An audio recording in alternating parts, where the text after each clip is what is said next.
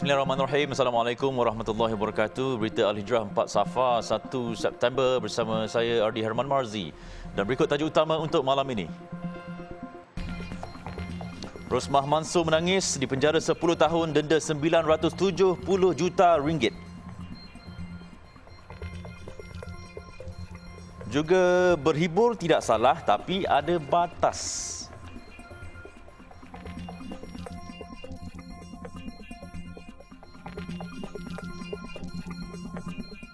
Isteri bekas Perdana Menteri kelima Datin Seri Rosmah Mansor 70 tahun hari ini disabit bersalah oleh Mahkamah Tinggi Kuala Lumpur atas 3 pertuduhan rasuah. Ia membabitkan projek pembekalan dan pemasangan tenaga solar di sekolah luar bandar di Sarawak bernilai 1.25 bilion ringgit. Hakim Muhammad Zaini Mazlan membuat keputusan itu selepas mendapati pihak pembelaan gagal menimbulkan keraguan munasabah ke atas pendakwaan. Jelas Muhammad Zaini Datin Seri Rosmah bersalah atas semua pertuduhan, namun tertuduh boleh mengemukakan rayuan. Prosiding hari ini pendakwaan dikenalikan Timbalan Pendakwa Raya Datuk Seri Gopal Sri Ram, Ahmad Akram Gharib, Muhammad Mustafa P. Kunyalam, Nadia Muhammad Izhar dan Poh Yih Tin. Manakala pembelaan diwakili Peguam Datuk Akbardin Abdul Kadir, Datuk Jagjik Singh dan Azrul Zulkifli Stok. Sementara itu, pada hari yang sama, Datin Seri Rosmah dijatuhi hukuman penjara 10 tahun bagi setiap 3 pertuduhan rasuah dan denda 970 juta ringgit. Hakim Muhammad Zaini Mazlan bagaimanapun memerintahkan hukuman penjara itu berjalan serentak.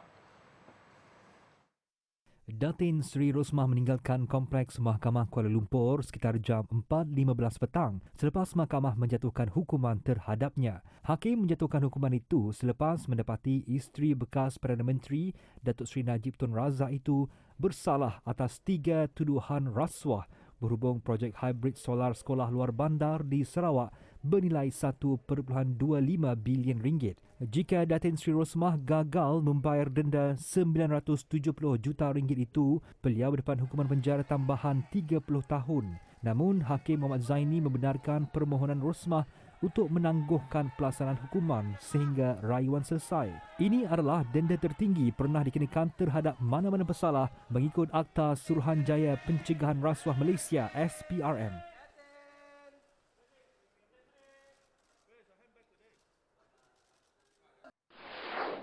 Pada 15 November 2018, Rosmah mengaku tidak bersalah di Mahkamah Session Kuala Lumpur ia atas 2 tuduhan meminta rasuah wang tunai 187.5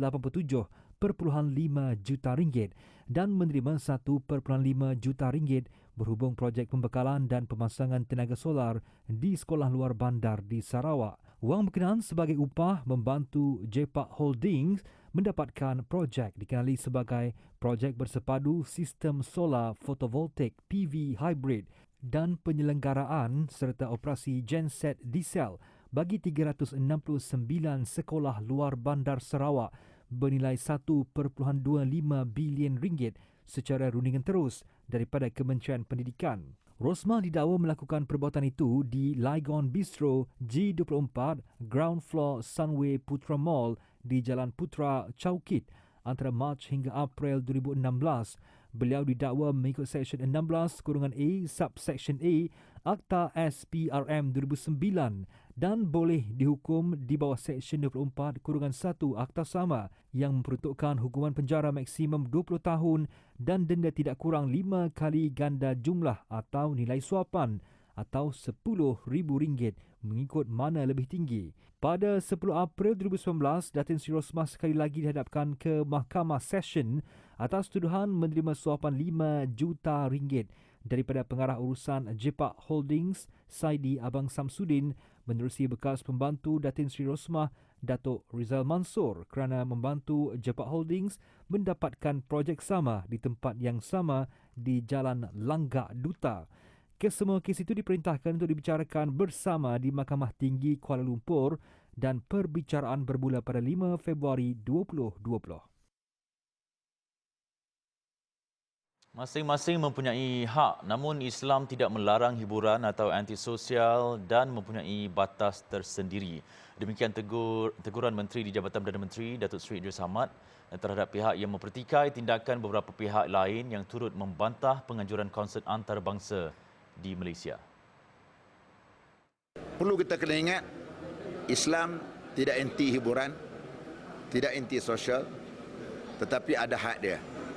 Seperti mana juga Islam tak anti orang makan, tak anti orang minum, tapi ada batasan apa makanan yang boleh makan, apa minuman yang boleh kita makan. Jangan kita nak anggap semua nak freedom, nak kebebasan.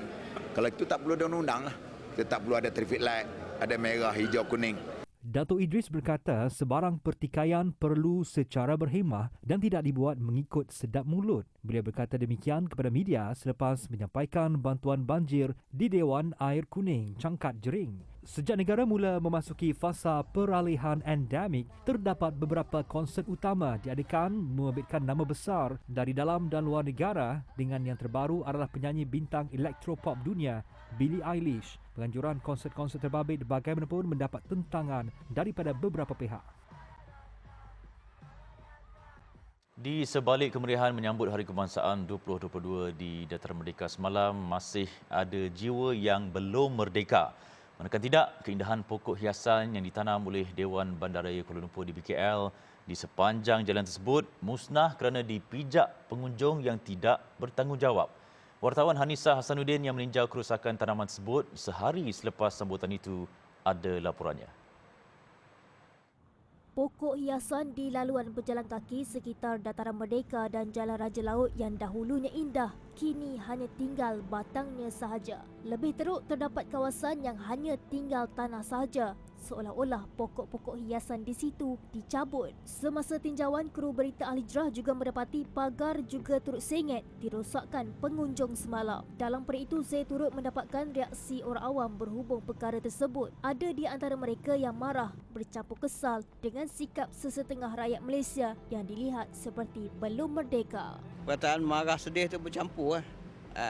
Sepatutnya kita sentiasa menjaga keindahan negara kita. Sepatutnya benda ni takkan boleh berlaku. Sebab apa yang kerajaan buat tu semua menggunakan duit. Kalau dah kita pijak-pijak keceriaan, kemerdekaan tu pada saya dah tak ada. Sepatutnya dah di tahun 2022 ni dah tak perlu dah ada sikap atau mentaliti vandalisme ni. Sebab kita ni pun dah di era zaman kemajuan tu dah lama dah, bukannya baru sekarang kan, betul tak? So tak perlu kot nak buat macam tu. Kalau ikutkan betul, benda tu sepatutnya jadi teladan lah. Okey, kita dah merdeka lama, pokok tu pun kerajaan yang tanam. Kita kena sama-sama jaga sebenarnya. Sebab sepatutnya kita tanamkan kemerdekaan tu, cintai alam sekitar, cintai negara. InsyaAllah macam tu. Semalam di BKL membuat satu hantaran Facebook mereka yang menyatakan kekesalan dengan sikap sesetengah pengunjung yang tidak pedulikan persekitaran dan keindahan kawasan semasa meraihkan Hari Kebangsaan 2022 di Dataran Merdeka. Warganet turut memuat naik komen yang rata-rata marah dengan perbuatan tersebut meskipun mereka memberi alasan terpaksa berasa-asa ekoran jumlah pengunjung yang terlalu ramai. Semalam baru sahaja kita meraihkan kemerdekaan yang ke-65. Namun selepas melihat apa yang terjadi di sini, sesungguhnya saya agak terkilan dengan sikap sesetengah pengunjung yang masih mempunyai mentaliti minda yang ketiga. Dan saya kira tidak kira walaupun 1000 tahun kemerdekaan pun, jika kita masih mempunyai sikap sebegini, kita tidak akan mencapai erti kemerdekaan yang sebenar. Dan apa yang terjadi ini membuatkan saya terfikir sejauh mana kita sudah merdeka dan sejauh mana rasa cinta kita kepada negara. Hanisa Hasanuddin, Berita Al Hijrah.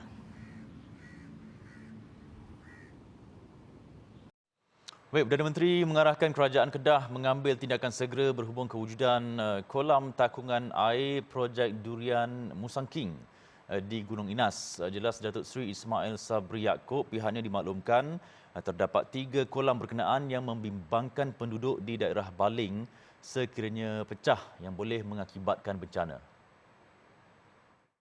Jadi saya akan minta kajian negeri lah untuk mengambil tindakan yang sewajarnya. Macam mana dia nak buat, terserah kepada kajian negeri. Tetapi kolam tu perlu diselesaikan isu kolam. Ya. Kalau tidak, kita bina rumah pun, dah siap rumah, kalau kolam tu pecah nanti, banjir lebih teruk daripada yang pernah dihadapi oleh penduduk. Jadi demi keselamatan penduduk, saya akan bincang dengan Yang Amat Berhormat Menteri Besar Kedah supaya mengambil tindakan segera. Yang kasar cadang nak buat Sabo Dam. Beliau berkata demikian dalam sidang media selepas menghadiri majlis doa selamat sempena sambutan 65 tahun kemerdekaan serta bencana banjir daerah Baling di dataran keluarga Malaysia, Kampung Teluk Durian. Sebelum ini, Menteri Besar Kedah Datuk Seri Muhammad Sanusi Mat Noor menegaskan bahawa 3 kolam takungan air di puncak Gunung Inas di Baling tidak boleh dirobohkan sesuka hati kerana ia mempunyai pemilik yang sah. Beliau berkata tindakan meroboh kolam itu juga tidak perlu kerana berdasarkan laporan pasukan khas siasatan bencana tragedi Baling, ia dilihat tidak mampu mendatangkan bahaya kepada penduduk di kawasan berkenaan.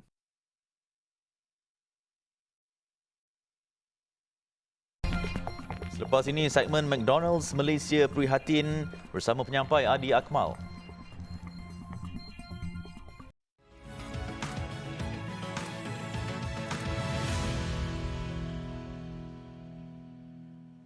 Syarikat rangkaian global makanan khidmat segera McDonald's Malaysia sememangnya tidak asing lagi dalam kalangan rakyat di negara ini. Bukan sahaja bagi golongan dewasa, malah turut mendapat sambutan dalam kalangan kanak-kanak. Itulah kejayaan bermakna bagi syarikat tersebut yang sudah beroperasi selama 40 tahun di Malaysia dan memberikan perkhidmatan kepada lebih 13.5 juta pelanggan sebulan. Bermula pada April 1982, McDonald's Malaysia membuka restorannya yang pertama di Jalan Bukit Bintang, Kuala Lumpur. Pada Disember 1988, restoran pandu lalu pertama McDonald's pula dibuka di Jalan Pahang, Titiwangsa. Dengan sambutan yang begitu menggalakkan, kini McDonald's Malaysia mempunyai lebih 300 restoran di dalam negara dan menyasarkan untuk mempunyai 500 restoran menjelang tahun 2026. Sehubungan itu, McDonald's Malaysia turut menjangkakan kira-kira 50,000 peluang pekerjaan bakal wujud dengan pencapaian sasaran tersebut. Dari sudut halal yang sering diperdebatkan sesetengah masyarakat, McDonald's Malaysia merupakan antara restoran khidmat segera pertama mendapat pengiktirafan sijil halal daripada Jabatan Kemajuan Islam Malaysia JAKIM pada awal 90-an. Aspek halal yang dijaga oleh McDonald's Malaysia bermula daripada sumber bahan mentah pembekal, proses penyediaan, kebersihan, pekerja, peralatan dan penyimpanan, kualiti produk yang dihidang, persekitaran restoran serta logistik. Bagi memastikan mereka mematuhi sistem jaminan halal yang berkonsepkan halal dari ladang hingga ke pinggan, McDonald's Malaysia telah menubuhkan jawatan kuasa halal dalaman yang turut dibantu 2 penasihat syariah luaran. Selain JAKIM, McDonald's Malaysia turut bekerjasama dengan Halal Development Corporation untuk terus mendukung komitmen halal dan sentiasa terlibat aktif dalam pelbagai program halal termasuk pameran halal antarabangsa Malaysia, HalFest dan World Halal Conference. McDonald's Malaysia merupakan sebuah entiti perniagaan 100% milik umat Islam selepas diambil alih sepenuhnya oleh syarikat Lionhorn Private Limited, iaitu sebuah anak syarikat Reza Group dari Arab Saudi pada 1 Disember 2016. Selari dengan status tersebut, McDonald's Malaysia sentiasa komited membayar zakat perniagaan setiap tahun. Sejak 2017 hingga tahun ini, McDonald's Malaysia telah membayar hampir 10 juta ringgit zakat perniagaan kepada semua agensi zakat di seluruh Malaysia. Selain komited membayar zakat, McDonald's Malaysia juga tidak asing lagi dalam menyantuni dan berbakti kepada masyarakat yang memerlukan. Ia dilaksanakan menerusi aktiviti dan program tanggungjawab sosial korporat CSR yang meliputi sumbangan makanan kepada barisan hadapan, sumbangan morih kepada masjid sempena bulan Ramadan, program PAK kembali ke sekolah dan banyak lagi. Dengan pencapaian dan kejayaan yang hebat bagi sektor rangkaian global makanan segera, McDonald's Malaysia telah membantu ramai warga negara Malaysia dengan memberi peluang pekerjaan kepada lebih 15,000 kaki tangan, merangkumi kru-kru restoran serta pihak pengurusan. Sekian segmen McDonald's Malaysia Prihatin. Saya Arya Kemas Syahrom. Assalamualaikum warahmatullahi wabarakatuh.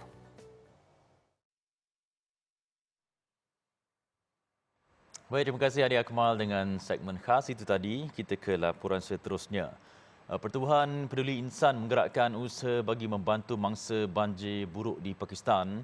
Tindakan itu sebahagian daripada rayuan Kerajaan Pakistan dan Pertubuhan Bangsa-Bangsa Bersatu PBB untuk membantu negara yang ditimpa musibah itu.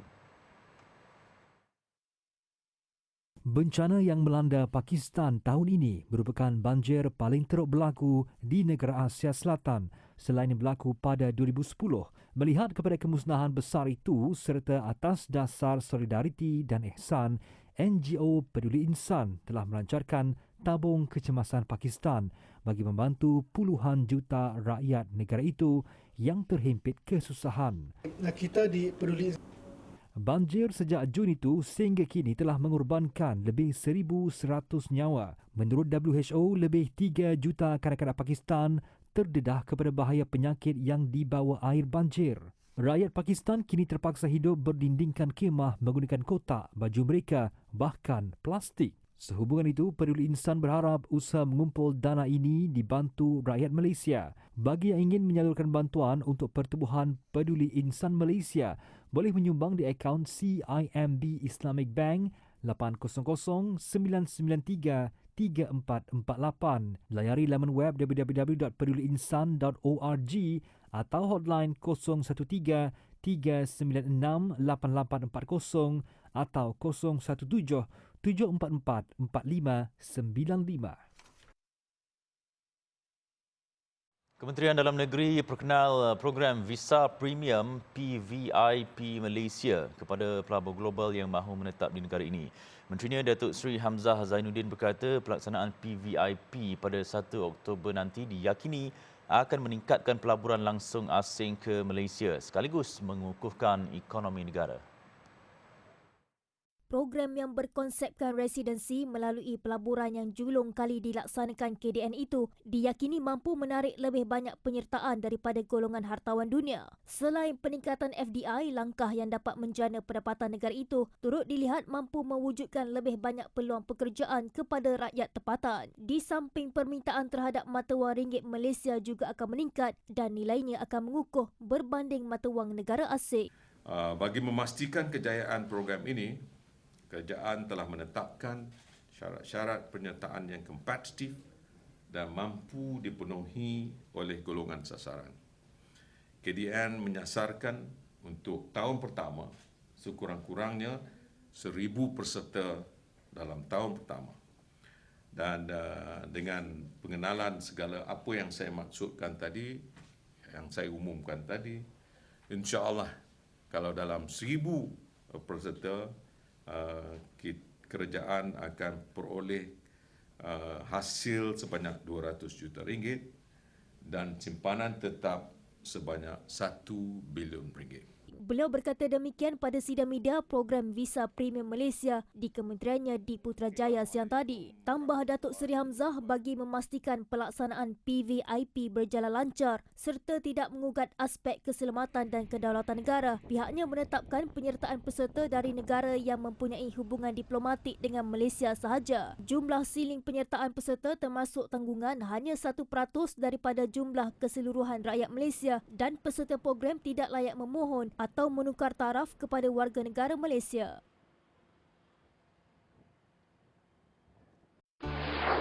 Permohonan terbuka kepada semua kategori umur. Bukti pendapatan adalah sekurang-kurangnya RM40,000 sebulan.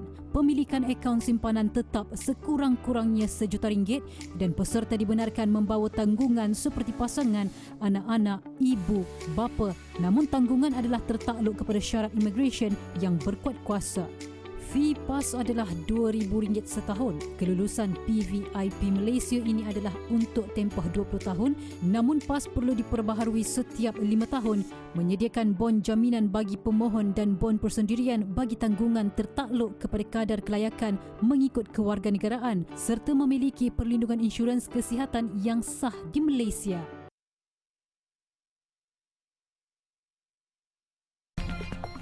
Selepas ini, hujan batu gergasi timpa bayi. Seorang bayi perempuan maut dalam kejadian hujan batu di Catalonia, Spanyol. Fenomena itu turut mengakibatkan kemusnahan infrastruktur yang serius. Menurut laporan media tempatan, bayi berusia 20 bulan itu maut setelah hujan batu bersaiz besar mengenai kepalanya. Bayi berkenaan dikejarkan ke hospital namun disahkan meninggal dunia akibat kecederaan serius yang dialami. Menurut pihak berkuasa tempatan, hujan batu yang melanda kawasan itu dianggarkan sebesar sehingga 11 cm. Walaupun turun hanya 10 minit, namun hujan batu berkenaan memecahkan cermin kenderaan dan merosakkan bumbung bangunan. Seperti kebanyakan tempat di Eropah, Catalonia mengalami kekurangan hujan. Namun keadaan itu mengakibatkan fenomena hujan batu.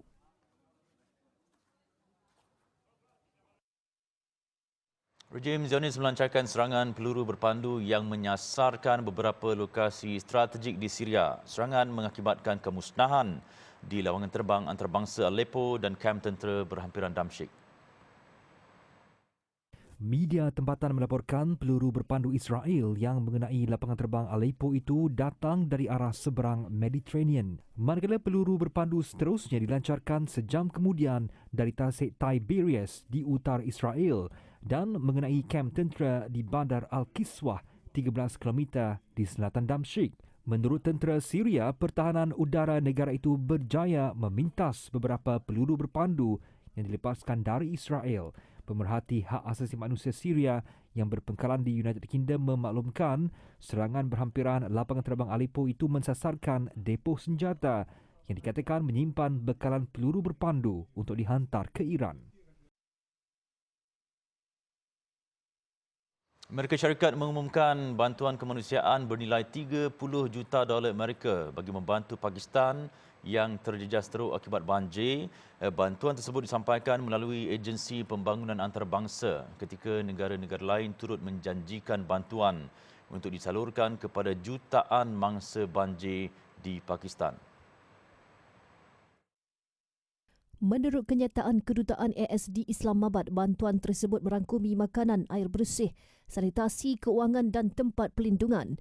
Kanada sebelum ini mengumumkan pembiayaan $5 juta Amerika sebagai sokongan terhadap bencana alam itu, manakala Azerbaijan menawarkan bantuan $2 juta Amerika, manakala Kesatuan Eropah EU $1.8 juta Amerika. Turki, China, Emirat Arab Bersatu, UAE dan Qatar turut menghantar penerbangan kargo yang membawa barangan keperluan seperti paket makanan, kemah dan kit kebersihan diri. Selasa lepas, Pertubuhan Bangsa-Bangsa Bersatu PBB melancarkan pelan kecemasan $160 juta Amerika yang menyasarkan kira-kira 5.2 juta mangsa yang paling terjejas. Menurut jurucakap Pejabat Penyelarasan Kemanusiaan PBB, 1/2 juta penduduk kehilangan tempat tinggal dan berlindung di kemah, manakala hampir 1 juta rumah mengalami kerosakan dan 700,000 haiwan ternakan hilang dalam banjir. Vietnam mengumumkan pembebasan hampir 2,500 banduan menjelang ulang tahun kemerdekaan negara itu tidak lama lagi. Jumlah itu bagaimanapun lebih kecil berbanding tahun-tahun sebelumnya. Menerusi pengumuman rasmi, pengampunan tersebut tidak terpakai untuk aktivis dan banduan yang dihukum atas kesalahan yang ada kaitan dengan propaganda dalam negara serta cubaan untuk menjatuhkan rejim komunis. Timbalan Pengerusi Pejabat Presiden Pham Thanh Ha berkata, pengampunan itu akan dilaksanakan dengan syarat yang lebih ketat. Banduan yang dibebaskan termasuk 16 pesalah dari Australia, Perancis, Nigeria, Laos, China, Kanada, Kemboja, AS dan Malaysia bermula esok. Ketika ini, kira-kira 750 warga asing sedang menjalani hukuman di penjara Vietnam.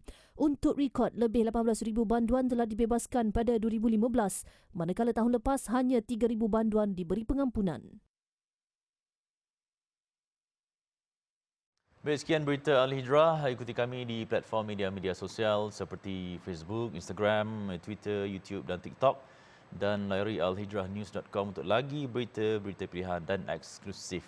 Saya Ardirman, kita jumpa lagi. Assalamualaikum warahmatullahi wabarakatuh. Selamat malam.